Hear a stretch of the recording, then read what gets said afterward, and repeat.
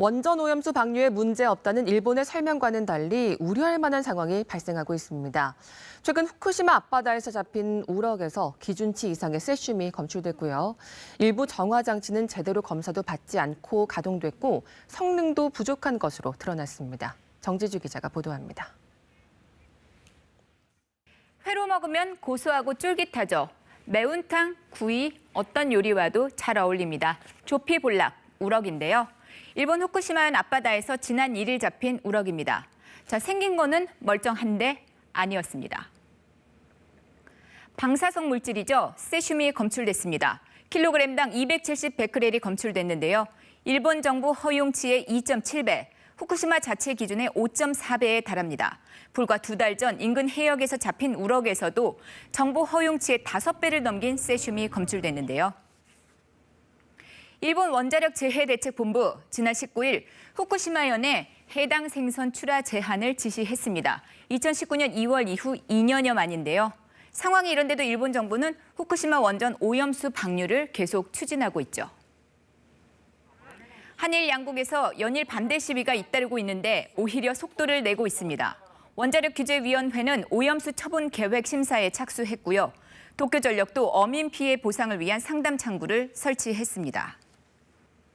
일본 내 여론도 심상치 않습니다. 지난해 말만 해도 오염수 해양 방류에 반대한다는 목소리가 이렇게 더 많았는데요. 그런데 정부 방침이 정해지자 이제는 어쩔 수 없는 일이다. 이렇게 답한 응답자가 과반을 넘었습니다.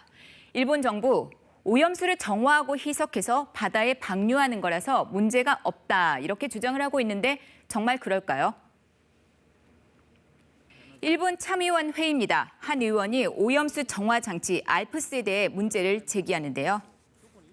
本格運転前の使用前検査すらまだ終わっていないんではありませんか。汚染水をいかに処理、浄化をして貯留するかというのは非常に急がれました。そういった意味で、使用前検査等々の手続きというのは飛ばしている部分があると思います。 무려 8년이나 이 상태로 정화 장치를 가동을 했다죠.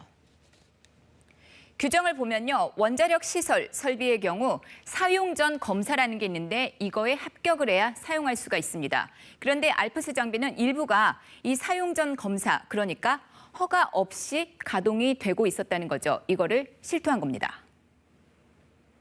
그래서인가요? 방사성 물질 제거 성능도 부족한 걸로 드러났습니다. 도쿄전력이 작성한 보고서인데요. 알프스가 걸러낸 오염수에서 인체에 치명적인 방사성 물질들이 법적 허용치를 초과해서 검출이 됐거든요. 제대로 정화되지 않은, 그러니까 치명적인 방사성 물질을 기준치상 함유한 오염수가 전체의 70%에 달했습니다.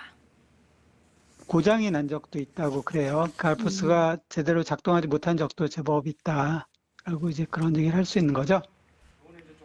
일본이 오염수 해양 방류 계획을 전면 철회해야 한다는 전문가들의 주장이 나오는 이유입니다. 정보 공개부터 투명하게 하라는 겁니다. 하지만 도쿄전력은 2차 정화를 거쳐서 방사성 물질을 기준치 아래로 낮춘 뒤에 바다에 방류하겠다 이렇게 밝혔을 뿐 정확한 내용은 공개하지 않고 있는데요. 우리 어민들도 걱정입니다. 당장 오염수 방류가 수산물에 대한 불신으로 이어지고 타격이 클 거라는 얘기입니다. 그래서 어선 끌고 나섰습니다. 조업이 아니라 바다 위에서 이렇게 시위를 벌였습니다.